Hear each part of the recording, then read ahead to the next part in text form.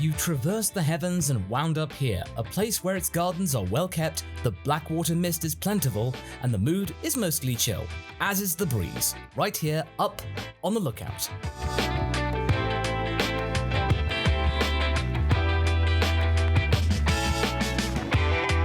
Up on the Lookout is a Dragon Ball podcast with a more relaxed and mellow flow to it. We don't aim to be know-it-alls here, but we do know a fair bit, and hope that it entertains you as you go about your day.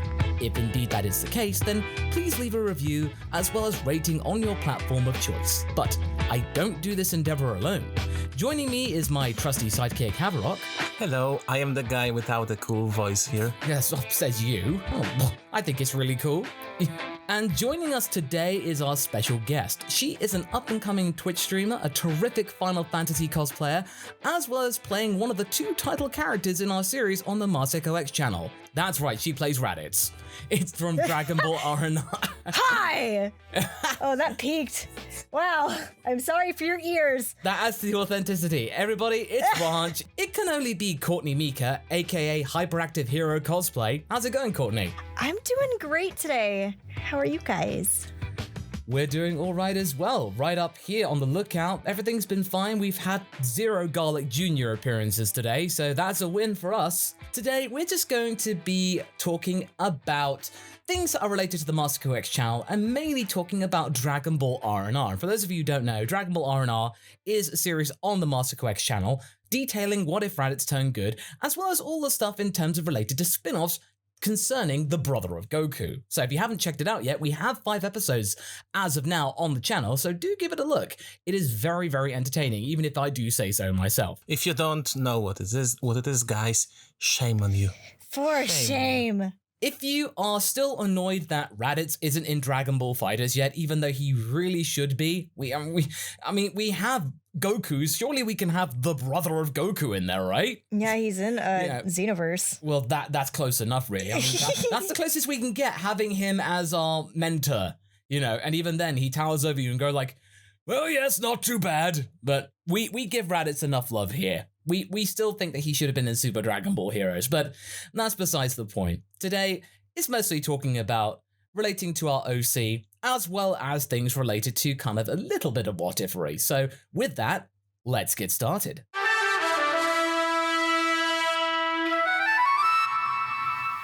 Well, it's definitely a pleasure for you to be up here. And it's been a mad, nearly 2.5 years now since we actually began the project. So you've come on a long way, because if I remember correctly, when you auditioned, you really didn't know much about Dragon Ball. How much has that changed in that time? Sadly, it hasn't really changed much, because I am so severely scatterbrained that, to be fair, I really haven't watched a whole lot of anime, even though now I have so much time on my hands. But it is on my list of things to continue watching, along with My Hero. What else? I need to finish Sailor Moon. There's a bunch of older stuff that I really need to watch and continue watching and start watching altogether. Yeah, it's on my list. I mean, at least being around, all the folks here, at least you get some of the memes, which is appreciated. Oh yeah, absolutely. I still understand most references, but if there's anything I don't understand, I have a lot of resources and a lot of friends who know exactly what's going on. So I'm like, hey, so what does this mean and why is it funny? And will you help me laugh at it, because I want to be in the know. Exactly. On the R&R Discord that we have for our super duper executive producers that you can go to on patreon.com/MasakoX, you get access to the R&R chill server. So the show and tell thread in that Discord, it's got plenty of Dragon Ball memes in there, as well as the fan art corner. We do like to regale ourselves quite a lot with some of the funny Dragon Ball memes, and sometimes it's even our own memes that we just come up with ourselves from the show. Oh yeah. Scientist came about during that recording, and that's probably my favorite joke to come out of this so far, other than there's a joke that's said in one of our more recent episodes that hasn't come out yet. I think 3 most fantastic people that we record with are Courtney, Lucia, and Kevin. Oh yes, of course. Yeah, you 3 always we always change the lines after you 3 record. Always. The good thing about recording something without lip flaps is that you can kind of change things on somewhat of a fly. If something's not working for a specific person, like for instance, like there will be times where I'm struggling with a particular line. I'm like, hey, can we say it in this particular way? Because I feel like I'm not able to, portray the inflection or the emotion that you want me to in this particular way of speaking. And so like it's so easy to change things around to work for everyone, and still keep the same consistency. Yeah, no, absolutely. And it's something that we will discuss more in detail in the main topic. But Courtney, what other things do you do on the internet? Because you do have, a fairly diverse repertoire. So, take us through it for those of you who might not be sure what you do outside of R&R. Well, I'm starting to get back into voice acting as well. Like for a while, R&R, because I recorded for a while with a Blue Yeti, which is not a bad microphone, but it's always good to have like an interface and everything like that. It's good to have a good setup, and that is not something I have. So I recently upgraded, and now I'm able to do more stuff without, having as much soundproofing as I would need with, a lot of other mics. I mean, it's still something I need, but anyway, that's not important here. I'm getting more into voice acting. I do a lot of cosplay, even though we're kind of like in a global state of not being able to go many places. I do a lot of cosplay on TikTok. I like to do acting, like that kind of thing on TikTok. But I don't know, like TikTok is considered really cringy, but like I have a lot of fun with it, and it gets me out of my pajamas and in fun clothes and wigs and stuff like that, and it gets me moving around and active. So I recently quit my job. I used to work at GameStop. I actually quit on the 1st of June, and I have been streaming on Twitch. My Twitch name is Hyperactivehero Gaming. If you feel so inclined to come and check me out. I don't have a schedule, but I try to stream a little bit every day. And that's actually kind of turned into my new kind of stable job right now, and I'm doing okay with it. So it's always really great to do the thing you love and make it so that means it is a stable income. Like with the YouTube channel with me, I was running into a bit of a dearth of freelance editing gigs, and the YouTube channel I consider, even to this day, it's a freelance gig, so I take it seriously. But it's been enough to help me buy a home, or at least a mortgage on it, as well as just ensuring that I can make the Master Cox brand into something fairly consistent and produce a diverse range of content. So you actually getting to start out on that, it's really, really great. And it just shows the beginning of the creation of a new entrepreneurs. So that is something that is really great to see. So on Twitch, what is the game of choice on there recently or in the last few months? Oh gosh. Recently I've been getting into more MMOs. So Elder Scrolls Online, Final Fantasy XIV. I do a bit of Overwatch, but I also really love Animal Crossing. I have a ton of Final Fantasy games on Steam, and I recently bought Persona 4 Golden on Steam, so I'm excited to start doing that, because Persona 4 is probably one of my favorite Persona games, if not my favorite Persona game. But I used to do like fandom projects back in the day, and I played Chie, so I used to it's so near and dear to my heart. I've never beaten it, so I'm hoping to do that. I like Skyrim, go back onto Elder Scrolls. What else? I like Overwatch, and I tried playing Apex, but I'm not very good at it. No, don't worry. I'm in the same boat as you with that. I tried playing Apex, and I wasn't that great at it. So I was just thinking, look, I could sink hours into this, but I'm just like, probably save me from myself. Yeah, no, I feel that. So you're playing BioShock the other day, a while ago? Yes, that too. Yeah, the reason why I haven't gone back into it is because my Elizabeth cosplay has so many pieces to it, and like it's just so much. And cosplaying on Twitch is like kind of exhausting, because you kind of have to put on this act, but not really. Because most of the time, I put my face cam on and I don't even have any makeup on. I'm in my pajamas and I'm just talking with people, and that's a lot of fun. Like, I don't really care about looking 100% my best at, every chance that I get. But it's nice every so often. But no, those cosplay streams take a lot out of me, so I don't do them as much. No, it's actually a refreshing point of view there, because you're not feeling like you're having to doll up every single time to get attention. You're like, I'm going to do it when I want to. Exactly. I mean, I think it's important to be real with people as well, because I don't always have blinding highlighter on my cheekbones. I don't always have the dark red lipstick or the wing eyeliner. It's, this is me almost 24/7. And if you're not real with people, I think it's important to build that kind of relationship with the people that you're communing with, or not. Communing is I don't know if that's the right word. Yeah, no, I think that's right. No, and totally, I absolutely agree, because those moments when you're just kind of you're not there to put on a show, and granted, you may only get 20, 30, 40 people, but those 20, 30, 40 people are there for you. Right. And it's so good to see them, because you go, hey, it's you, nice to see you again. Yeah, I've made a lot of really cool friends through Twitch, and I really started it because my boyfriend does streaming as well, and he's got a lot more viewers than I do, but I'm getting up there, and half of good 80% of my viewership comes from him, from his viewers. So yeah, it's hard to build your own audience, especially when it's kind of picking back off of someone else's success. But I feel like I'm making my way there. I feel like, the people that stay there and hang out with you are the real ones. That's who I come back for. I feel that way too, because a lot of the times, especially maybe about 5 years ago, in a way, my relationship with Team 4-Star, and this is me being quite real here, I felt like Hawkeye in Age of Ultron, as in Philly was kind of I was feeling a little blue. I felt on the periphery, I felt I wasn't really part of the group.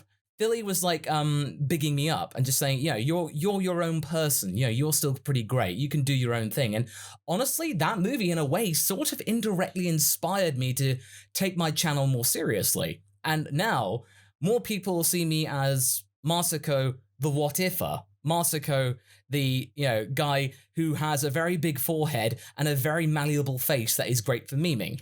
Yeah. Not just Goku and Gohan, but I don't just renege that at all. I just go okay, I know you're here for this too. Right. So I'm just going to throw the Goku voice in here every now and again. Awesome. And then you'll be happy. Yeah. And it's a lot of fun. Awesome. I like doing it. That voice is great. That voice is just great to do. I enjoy it. I don't have to force it. I love doing my Ranch voice. It's kind of my go-to anime girl voice, and it's so much fun to do. Ranch is kind of what made it iconic, but I've been doing this voice for so much longer than Ranch. So, but it's just so much fun to do. Those kind of it's that voice you really got to warm up to, but it's warm up for, but you have to, I don't know, it's the most fun to do. This actually leads us in perfectly to what we will discuss today, which is our main topic, and that is coming up right now.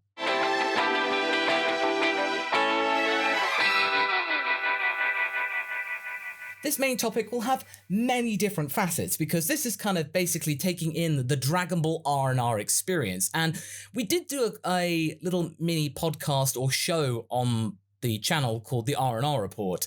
That was mainly kind of there for more consistent updates with much more of the cast and crew, but we pretty much covered all the different topics that we wanted to at the time. So if we do want to do another one, we can easily drop back into that. But that was a really good time just to kind of be with the different families, the different people of the crew, and it really just gave us that good feeling. But I suppose really with this Dragon Ball R&R experience, it was mainly in a way for me to find a good interim between me just doing something that is wholly Dragon Ball and wholly something original. So working on original scenarios with a main OC, and also using character models that people already know.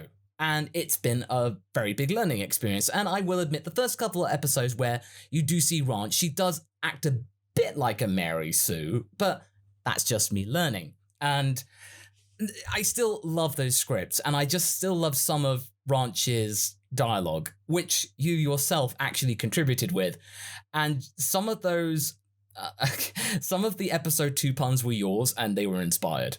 Just like, I wrote 2 of them. You came up with that third one to really snap it up because of the rule of 3. It was absolutely great. And I think you know which one I'm talking about. Oh, no, I can't because I make so many dad jokes. Oh, no, it was the Goten's hair. Comb with me. Was that mine? Are you serious? Yeah, you did. Yes. Yeah, you did. Oh my gosh, that's hilarious. I forgot. I remember that. And I thought, well, okay, how can I top that? Then I just had Goten doing it like from Game Grumps. Okay. Yeah, I remember that. I'm like, oh my gosh, that is a Game Grumps reference, and I love this thing even more than I already do. Oh my gosh. No, I was so scared though, because like later reading that, I'm like, that is such a dumb joke. And it turns out I'm the one who came up with it. So like, Yeah. I think my own puns are dumb. So. Oh, no, well, that's the idea. Come on, like, Ranch is like 9 years old. I mean, any kid who's 9 years old will just think any joke that they make is the greatest joke ever. So it's basically just remembering, like, come on, at this time, Ranch is 9. So relax. Yeah, she may be the most logical one out of the group, but she's still 9. Look at who her family is. She gets to see Goten and Goku like every other day, if not every day. She's learned from the best. Also, speaking of jokes being dumb, like Toriyama loves his dumb jokes, so I think they are much in spirit with the original. So I think we are fine. That makes me feel better, at least. And Courtney, I recommend, and we've been talking about this a lot in the last few podcasts with various guests, you do need to actually give Dr. Slump a look. Yeah. Which is like, that's the manga and anime series that made Toriyama popular in Japan. Like, oh, wow. He didn't have to make Dragon Ball. Dragon Ball, he was already a household name. So this one is where he began, and you can tell, this is when Akira Toriyama is in his early 20s, and you can tell it's like, it's so immature. It's toilet humor. There's gags. There's him basically telling, oh yeah, this Akira Toriyama guy, he's awesome. He just like self-insertion jokes. Just like, it's so dumb. But it's a lot of fun. If you just want to switch off for a little bit with some dumb comedy, this is where you see a lot of the tropes from Dragon Ball begin to form. Oh, nice. This was like, it's a laugh, and you can find it like on Viz's website. I'm looking at Google Pictures right now. It looks really cutesy. Like, not your stereotypical, like, anime cutesy, but it looks very cutesy. Like, early Hello Kitty. Oh, yeah. I mean, they live in Penguin Village. That's so awesome. I love that. So I sort of with R&R, in a way, we want something a bit more mellow, but something in keeping with Dragon Ball. And I suppose with the first episode, I felt like, okay, we need to address the fact that Dragon Ball is indeed an action anime. So we need to have something a bit slice of life, but also has some good action in there, some fusions, and all that kind of stuff. And people do notice the difference between going from episode 1 and 2. And it's like, if you've made it through to episode 2, this is pretty much how it's going to be. But we're now starting to up the ante with the later episodes, because we've had a bit of character building. Now we're going to have some bits where we have a bit more action with this up-and-coming 2-parter that we have focusing on Ten Shinhan. So that one is going to be really good. I'm so excited for this one. Haverock and I, we split the writing duty. So I've written 6 episodes and Haverock's written 6. So we've split it out throughout the series, and bonus points to anyone who can actually guess who wrote which without looking at the credits. I challenge you to that. Anyone in the comments, if they know or they can guess who's written what so far of the 5 episodes that we've had, do write it in the comments and let us know. And if you do win, I'll give you a muffin when I'm next to you, or socially distancing, obviously. And no, the beginning of episode 6 has just got one of those things, because I remember writing Kemper Abridged, and it's a little smutty, but like, you know, like nothing bad or anything. Like, it's like PG-13. Nothing raunchy. You see what I mean, folks? You see what I mean? You walked right into that one. I totally did. And you know, no, but essentially it was just like that kind of stuff. And I just love to do that kind of dialogue, which it was perfect. So like, how would a 9-year-old kid, who is probably the most insightful out of their group, tell Goten, the most pure out of them all, what her parents were doing? Oh no. We managed to get it to work. And I think people will like it, and it will be like nothing too, nothing too major, but it's just a nice little aside. But it's quickly then put aside by a really cool epic fight sequence that Shia, one of our storyboard artists, has done expertly, and Malik O. Smith, one of our artists on R&R's crew, has been able to really do quite well. And he's been cataloging his adventures on his Instagram. So if you want to have a look for Malik O. Smith on Instagram, do check it out. He is a fantastic artist. I'm really glad that he's been on the show. In fact, he actually did apply for episode 1, but all the positions have been filled. So he was really persistent. He came back again and again, and then I kept seeing his work develop. And you know what? He did a really good job debuting on episode 5. And just seeing him do All Might Bardock, brilliant. Absolutely brilliant. Came out exactly the way I wanted it. So he's been working on episode 6, along with Nexus, who we had on episode 4 of this podcast, by the way. Courtney, how did you find this? How did you find this audition? Because I'm not going to lie, I'm just going to have a look on my auditions archive right now for R&R, and I remember that I had like hundreds of people who wanted to audition for Ranch. And I think, including you, I had at least 12 that made the shortlist. And it was very close. And I think you came in. Yeah, you came in near the end, actually. Like, there were 2 times that I had forgotten about the audition. So my friend Svet came to me and she was like, I think you'd do really, really good as this character. I think you should give it a shot. I know you don't do a whole lot of voice acting. I know you've been wanting to get back into it. I think you should give this a try. So I'm like, okay, I'll do it. And I forgot about it. And then, then I was reminded of it and I did it. And I didn't think anything about it for, I don't know how long the auditioning process took. Well, I forgot about it because I have a really bad memory. And, I was working in an office job and I hated it. And there were a lot of other things on my mind at the time. So I just forgot about it. And then I remember I was at the office and I think I had gone to the bathroom, and when I was in the bathroom, I was checking my phone and I was seeing a bunch of notifications and I was like, what just happened? What is happening? And Svet had messaged me and she was like, Courtney, check your email. Because at this point, the video had come out, but I hadn't seen it because I didn't know it existed, and I had forgotten about the audition altogether. And so I checked it, and I had like a low-key panic attack in the bathroom at work. And I was like, oh, cool. Now I gotta watch Dragon Ball because I know nothing about this. And so yeah, that's how that went. And I was really excited, and I got in contact with you, I think that day. And I'm like, yes, I accept. Yes. I did kind of drop it, but I do love to hear and read the reactions of people. Yeah.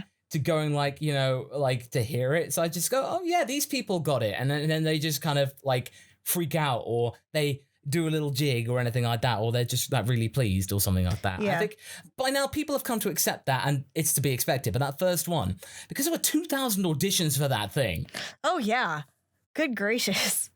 Yeah, most of them were Raditz, granted, mostly because people wanted to play Raditz. And it was really funny because, like, Alex, our Vegeta, actually auditioned for Krillin before I'd actually announced Krillin. So, oh, you cheeky little beggar there. You're getting it in early. It's like, oh dear, okay. But yeah, he, very, very shrewd guy. He's very, very talented. And he's known on TikTok for doing a Mr. Blue Sky to Martha Dump Truck in the Flesh. Yeah, that's hilarious. Yeah, hilarious. Martha Dump Truck in the Flesh. Because he's a fantastic audio mixer. Yeah. Like, he does like stuff for Mashed, the YouTube channel, like doing audio mixing and stuff, as well as doing voice acting himself and cosplaying as Mr. Pee-wee. Oh, that's funny. I need to follow him because I don't think I follow him. And now I need to follow him because now I know he's on TikTok. At Alex Walker Smith. Okay, awesome. I will find him. I'm so excited though, because those Ranch plushies are coming in, and I'm excited to like do little videos. Oh yes, exactly. For those of you who don't know, a couple of months ago we had a mini campaign to make a Ranch plush, and despite the fact we were going through some very uncertain times, we were able to make it happen. Because I feel like if we didn't have as troubling times right now, we might have actually done better. But the fact that we managed to pull it off it's fantastic. It's really good to see. To us, we are very grateful for your help on that. And we hope that you seriously do enjoy getting those plushes when they arrive in August. I mean, my one is like present in pretty much all the videos right now. So, you just see her like resting in some paper cups that I snagged from Bandai's Richmond headquarters. You should do an additional, mini game for our viewers and hide her in different place and additional, game find Ranch in the video. And I do have a sketch of Ranch from Nexus that I do knock around again. And I also have the Ranch Through Time poster on my office wall, which I'm really, really proud of. It's like Ranch Through Time. It's the kid, teen, future, and adult Ranch. Oh, that's awesome. I love Ranch's adult look.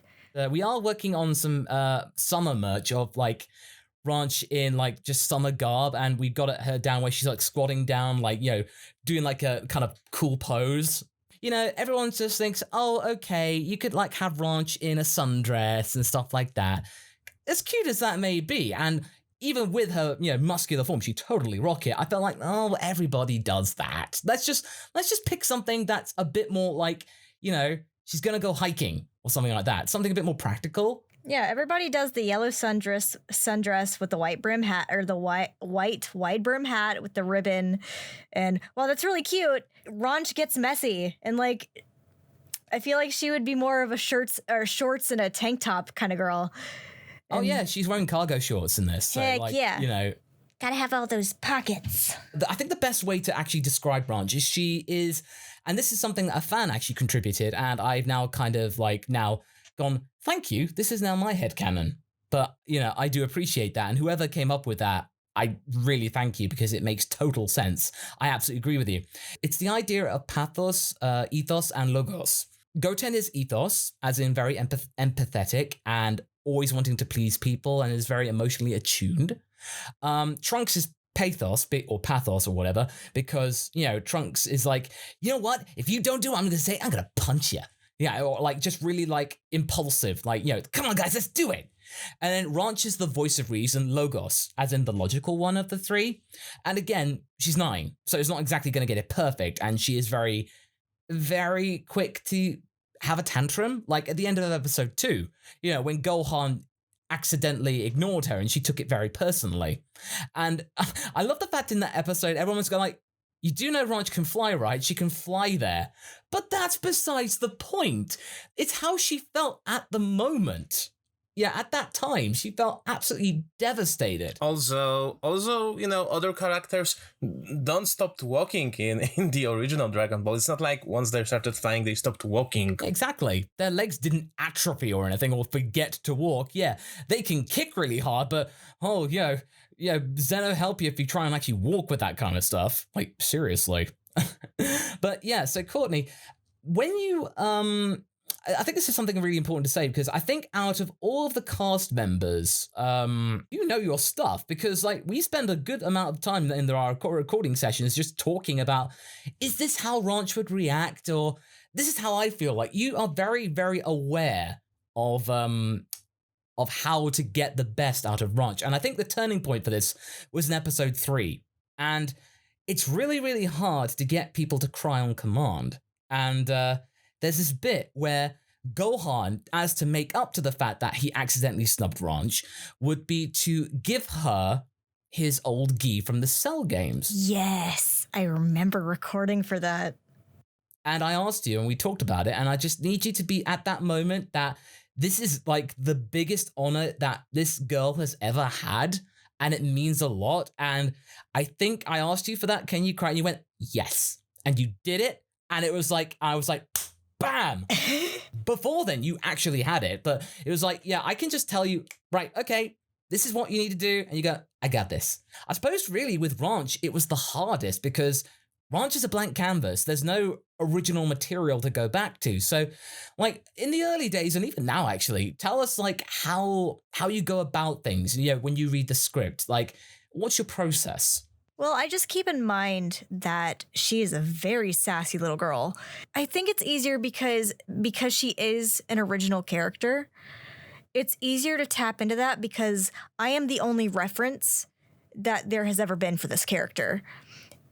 And it's so much easier to really play around with the emotion and the attitude and the certain inflection in the way that she speaks, because there's nothing that I am imitating. I don't know. I take into account like everything that you all have written about her. I may not know a whole lot about Dragon Ball, but I've spent so much time with this character, and I've spent so much time preparing for voicing this character that she will always be like a part of me. So it's very easy to snap into that. And it's kind of going into that at first, leaning into the stereotypical, like, Oh, this awesome anime kid who knows what she's doing, and she's really badass, and she's also really cute and adorable. But it's more than that too. Like, I don't know. Like, that's such a hard question. When I was writing episode 5, and actually like something that that Clippy, Amanda, our launch, brought to my mind when like she helped me with proofreading, that I wanted Launch to be mostly the one who poked logic holes in Raditz tales, because she's the logical one. Also, she can be pretty sassy with her dad, but at some point, like, Amanda was like, you are making her look mean, you know? And I'm like, yeah, like Ranch is pretty logical, but she's never mean. Like, she never go she knew how important listening to that story was to Raditz, and I think her poking those logic holes was more wholesome than. And she wants the real story. She doesn't want this kind of like watered down / built up story of her father that isn't necessarily true. She wants the facts, because she's learning from this, and she knows that she's learning from this. Yeah, exactly. And she basically said, like, Vegeta tried to, but he was just like, oh, blah, blah, blah, pride. I wish I were a carrot. So basically, yeah, that's what she fully admits that, oh, I know that you're going to be more honest with me than Vegeta ever would be. But at the same time, it's just like, I think it's just like Ranch is trying to tell her father that you don't need to, throw any BS at me. I can take it. I want to know. Yeah.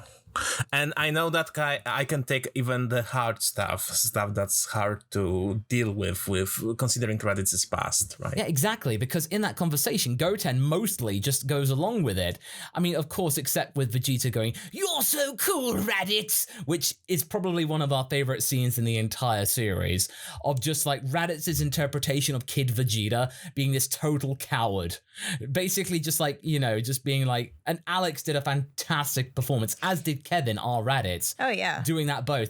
They were creasing up in that recording session, and it was just like so good. But we had to make breaks because we were laughing so hard. We were almost crying out of laughter. Oh, totally. Absolutely. We need to have a 5-minute pause before we do it again. But I think going along with all of this is that, again, the reason why we're doing this episode today or in this week is that on Friday, it's Ranch's birthday. It's July the 10th, but it's technically the 3rd anniversary of when Ranch became a thing in part 4, I believe, of What If Raditz Turned Good. And I remember I asked people in the comments, like, come up with the name of this character, and the most popular one would win. So I thought, oh, is it going to be like named after some kind of radish or anything like that? No, they just combined Launch and Raditz, so we got Ranch. So basically, I'm now getting to that point where, like, okay, this is a different type of name. It doesn't really blend in with Launch or radishes and vegetables and stuff. So, okay, but I like the name, so I'll go along with it. But honestly, ever since then, it's absolutely clicked and it works. And I'm one day, like, wanting to go, hey, by the way, where's Ranch? Oh, she's just dressing. Oh my gosh, no! Or just like, oh no, just Ranch going, Ranch, where are you? I'm dressing! I can die happy once I've made that joke. And this podcast doesn't count. It's just every time I go to the shops and I just see like a bottle of Ranch dressing, I just go like, nice. I'm amazed with how Ranch has been thoroughly accepted by the community. And I get people almost every week emailing me asking, can I include Ranch in my fanfics and stuff? Or like have her do a cameo and stuff? And it honors me for that to happen. It honors. It's very, very great. Because not a lot of the time people accept OCs of Dragon Ball in that way. That's very true.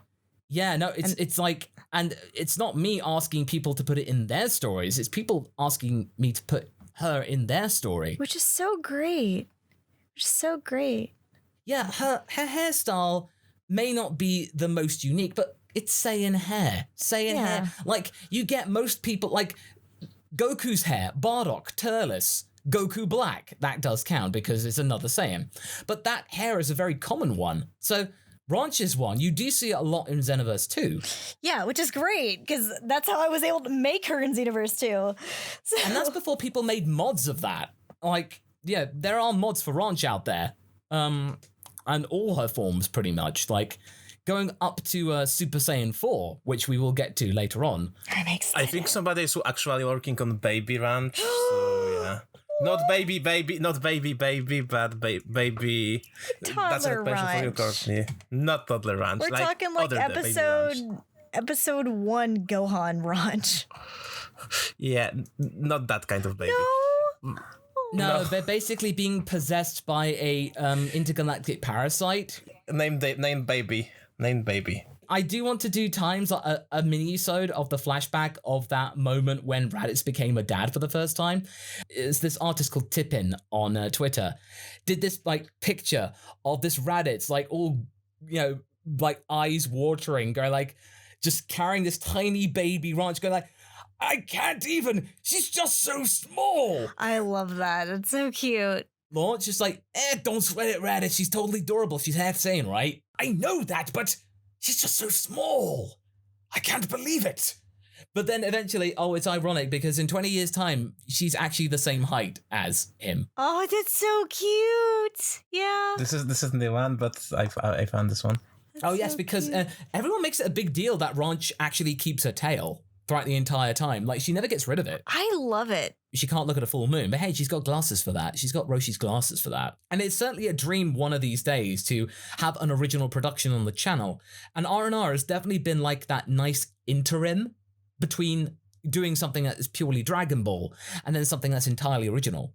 So it's a very big step, but getting people used to that type of, of our writing style will be very, very beneficial in the long term, because it's sort of like in a series I like called Mahoromatic, about a robotic warrior who is fantastic, really strong, protects the earth from bad guys. As an honor, they basically decommission her and allow her to live out the rest of her life in peace. But the trouble is, though, she's only got 37 days left to live, like, of her operational lifespan. But if she removes all of her weapons, or most of them, she can live for a whole year. And she decides to use that to become a maid. Like, she wants to live out in peace. And she's very, very, she's very uptight, but very, very thorough. And her catchphrase is, Echi nana wa ikiya to aimasu, as in, like, I think Echi's bad. Because she takes on this 14-year-old kid, Suguru, who's a bit of a lech, but is, wants to set him straight. And there is a twist to this, but you have to watch the series to really get it. But it's really, really wholesome, and it's really, really, really peaceful. But then at the end of every single episode, Mahoro will expire in X days in black and white text. He's like, okay, wait to punch me in the gut, guys, come on. But it's a good series. But I suppose really it's just that's the kind of series I'd love to make. Something that is all about the characters, and that's what I want to get in R&R. And a lot of the time, people weren't really that sure about episode 4, the Yamcha episode, but I felt like, dang it, I want Yamcha to have a good retirement from baseball and do his own thing and actually get the girl. Like, something that's quite natural. And I want people to remember that Yamcha, yeah, he can be a douche sometimes, but, he doesn't mean to be. He's a really good friend. And especially with Bulma these days, like, they're in their 40s by now. And it's like, come on, let's just get over it. We're friends. We've known each other for so long. And Bulma wants to look out for her friend. And that interaction they have, and the fact that she's like, go get him, Tiger. Those moments, like, you got this. I also think that it's pretty poetic that Yamcha wins by losing. Yeah, exactly. That's the thing. People were like, "Oh, come on, let him win." It's like, well, he's won so much. Let him lose on his own terms. At least he knows that, he could have won, but he just thought, I don't need to prove myself anymore. So that's what I kind of want to do with R&R. And I want to ask you, like, what's been your favorite experience throughout the entire time with Ranch? In 2017, when we really started, I think it was 2017. No, it was 2018. The year before that was when I really started going to conventions out of state. I live in North Carolina, and like all my friends were going to like conventions in Atlanta and Maryland and Texas and California and Florida. And I'm just like, okay, you know what? It's about time. And there was this convention in Florida called EXPCon that had the 4 main voice actors of Final Fantasy 15 as well as their voice director. And that was the first convention that I'd gone to out of state by myself. After that, I was able to go to conventions out of state. And when I was cast in R&R, shortly after, like, I think it was like, was it the first episode, the first full episode, or was it the second? Okay, I think that was roundabout. I think we had a clip from episode 2. Okay. Like, ready, because cool. it was just about to come out around about that time at San Japan, yeah. Well, that was the first time I had been on a plane. I remember that. Yeah. It was the first time I'd been on a plane in almost 2 decades. And I was able to see my aunt for the first time in a really long time. Like, I'd never been to her house before. I got to see my cousins, who I hadn't seen in forever, because they live in Texas, and this was a Texas convention. It really showed me how brave I really was. And, like, I wouldn't have gone had it not been for Ranch. And after that, like, about a year later, actually, it was the next March in 2019, where I started dating my boyfriend, Jonah, and he lives in California. So because I knew that I would be okay on the plane, since I was okay on a Frontier airline plane, which is probably one of, I'm not going to get into it, but they're not the greatest airline. Yeah, especially going through that entire, like, weekend. And you cosplaying as Ranch really made my day, despite the fact that it was really, really sad that I didn't get to spend more time with the R&R crew, because, again, I go to conventions to work with the TFS guys. So I was like having to work between these two. So I was like, okay, but I got to that point eventually where I was saying, guys, I need to go and hang out with my crew.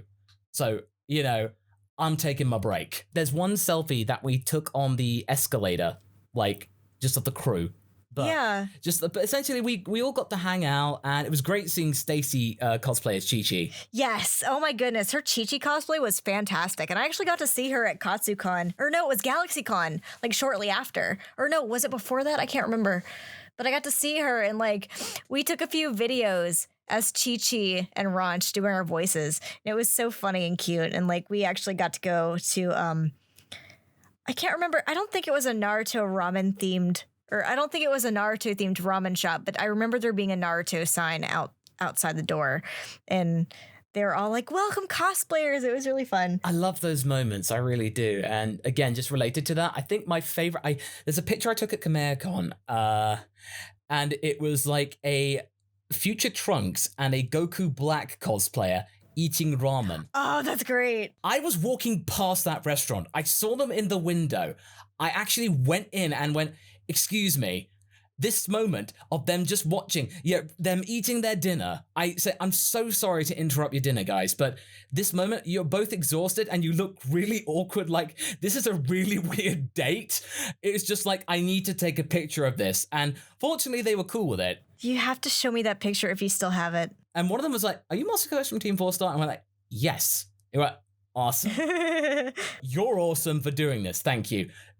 Please continue. So I don't often do that. I am a very timid guy. I don't like bothering people, as Haverock can attest.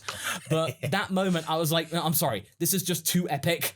And it's on my Twitter sometime. If I can find the picture, I'll include a link to it in the show notes, or that link to that tweet or whatever. It's just one of my favorite pictures I've ever taken. It's just the moment is just so good. But going back to what you were saying, Courtney, conventions are really, really tough. And they are. The fact that it was able to help you move forward and then actually set the chain of reactions for you to meet the people that you've met and to give you that extra push into becoming your own boss and becoming your own brand this is what I really wanted to strive for in doing R&R and making the cast open. Like, I could have picked people I know, and people who I do know who have a big following did audition, but I was like, sorry guys, that's not going to help you. They did good, but I want people who are relatively new or who were new at the time to step up and give them the chance. I've done that before, like with Noah King, Jesse. He's come on leaps and bounds since I cast him back in 2009 for Camp for a Bridge. Now look at him. He's doing his own thing. It's fantastic. It's brilliant. And I'm really proud of him. And Sisnap from Rosario Plus Vampire Bridge, she now does fantastic stuff on YouTube. That's great. So the fact that all of you guys are doing your own thing at your own pace on your terms is fantastic. And I'm proud of each and every one of you. Oh, well, thank you. And we're proud of you too. I mean, look how far you've come. Oh yeah, no, seriously. I had never done a project this big before, and it showed at the beginning. Oh yeah, and it's not easy. It is not easy. And my wife, Philly, she's a teacher. She's a biology teacher, head of department. And she looks at me like faffing around and saying, honey, I love you, but you're rubbish as a manager. Oh no. And I'm like, that's a sign of a good marriage. They can be honest when you're sucking. Yeah. Yeah, but then as Jake from Adventure Time say, sucking at something is the first step towards getting sort of good at something. Yeah. So it's like, again, it's helped. It's been an absolute journey, and I'm glad that everyone who's been cast in it and who works on the crew and who's a producer on Patreon or whoever helps in any way to share the word it's great. What would you want to see from Ranch in the future? Like from what you've seen or what you could guess? Knowing how she becomes and what she becomes and like how much progress she makes in her own strength and journey as a half Saiyan, I'm really looking forward to that journey and just seeing her learn new things and like making new discoveries as herself and like growing. I'm really looking forward to seeing her grow and getting to share that experience with her and creating that experience for her in I guess a way. Breathing that life into her growth and helping her become what she's going to become. Like just seeing that journey that she makes and getting to see like the little things along the way. Like I'm really excited for that. And that sounds really campy, but like she's become so close to my heart. And when you become that attached to a character, there's a bit of realness to them. Getting to share an experience with her and seeing how far she comes and what she does. And I'm really excited for that. Like, I'm really looking forward to seeing how her relationship with Trunks goes. It's not really a spoiler per se, because you sort of get that in part 13. Oh, really? In part 13, yes. which is End of Z. Oh, no, totally. I'm so excited. I've been longing to talk about adult Ranch more because, like, this is Ranch when she's an adult, and she and Trunks have been training with Vegeta quite a lot. And this isn't really a spoiler. You can check it out on the Raditz Turn Good playlist. And she's basically, she knows she's hot and that Trunks gets really bashful around her. And because in End of Z, and Haverock can attest to this, that the roles between Goten and Trunks flip quite considerably. Like Goten gets quite brash and confident, and Trunks actually gets very prim and proper and very sensible. And basically pushing his buttons, like, and he goes beet red and just like cups like Pan's ears, go, not in front of Pan Ranch. And then she knows she's wearing the pants in that relationship. Not in an obnoxious way, but in a way that they can have fun. Because that's what I want that relationship to be. Like, I want it to be, like, fun. Also, I think one of the most precious things also is Ranch's relationship to Pan being her favorite aunt. Ranch tells Pan, like, the biggest secret that Ranch has, that she knows Super Saiyan 4. Raditz doesn't even know. So... yeah, there's this moment where Pan actually Goku offers to train Pan, and then Pan's like, no thanks, I want Andy Ranch to teach me. And then Goku's like, what? Like, this isn't in the script. But it's just like they're having that role model And that's what I want Ranch to be. Like, just be this role model to Pan. Yeah, I don't suppose, like, Courtney, I don't suppose you got, like, an idea maybe for Adult Ranch? So her child voice is down here, or I guess it's really up here since it's higher. But the way I kind of do it, I don't really know how to explain it. Like, But if she's older and if her voice is a little deeper, because my voice is naturally kind of like deep anyway, especially since I talk every day now. Like, my job has become talking, which I was kind of moving towards anyway. But anyway, yeah, it's started to go a little deeper. So I guess my Ranch voice would be kind of like in the middle somewhere. Well, here's the thing though. Do you think her voice would be a little deeper because of her mom's blonde side? Or do you think it'll be a little bit higher with her mom's blue side? When she's angry, I can totally imagine her going blonde lunch. we'll figure it out. We got time. I suppose, really, this is the kind of time where we can start to wrap things up. So once again, Courtney, thank you so much for joining us. And this has been a really great way to actually do something. It's actually been really nice. Ranch is very thankful for all the nice birthday wishes, and I'm sorry everyone can't come over for cake, but there are 4, or how many Saiyans are in the house now? Like 7? There's so many people in Saiyans in our house. All the cake is gone. I only got 1 slice. That's not fair. It's my birthday. I'll be 10 double digits, yeah! She can legally be a Pokemon trainer right now. Can we have a Pokemon crossover? Can we? I don't care. She'd have an Eevee. I accept no substitutes. She would have an Eevee. Because I would have an Eevee. But it's just like, I can't wait for that episode in episode 8, because it's Trunks like, yeah, I don't really know what to get her as a present and stuff. But her reaction at the end of it all just speaks volumes about what their relationship's all about. So it's going to be great. But before we wrap things up, Courtney, just give us some plugs about where people can find you so they can come and get to know you even more afterwards. All right, so on Twitch, I am Hyperactivehero Gaming. On Instagram, I am Hyperactivehero Cosplay. On TikTok, I am Hyperactivehero. On, my Facebook is kind of a work in progress, but it's also Hyperactivehero. I'm reworking that. I got some cool new logos recently, so I'm really excited to share that with you guys. I have a Discord now. And yeah, sometimes I pop in my boyfriend's stream. Jonah does a lot of Apex and Valorant and stuff like that. Oh, I'm on Twitter as Hyperactivehero, but the O at the end is a 0 because Hyperactivehero was taken. Oh, as is the way. I'm so lucky that Master Coex was a thing on Twitter that I managed to get. I'm so lucky about that. Yeah, Hyperactivehero has been my handle since 2012. Gosh, I can't believe I've been cosplaying for almost a decade now. That's crazy to me. And Hyperactivehero actually comes from my favorite DC Comics character, Misfit. I grew up having ADHD, which is attention deficit hyperactivity disorder. And as I've gotten older, the hyperactivity has kind of gone away. But Misfit is a very hyperactive hero. And she's the one I relate to the most. So, yeah, that's where that came from, if anybody was curious. Oh, no. Well, that's great to hear. But yeah, like on TikTok and Instagram and Twitter and Twitch, that's about, and Facebook vaguely, and also Discord. Once again, Courtney, thank you so much for joining us. And this has been a really nice kind of way to acknowledge like the original universe of Dragon Ball. And I hope that you've all enjoyed listening to Up on the Lookout today.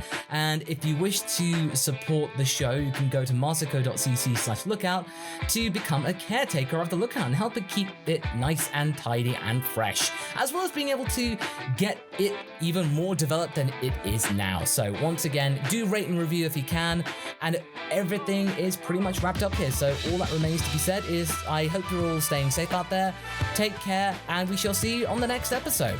Ta-ra!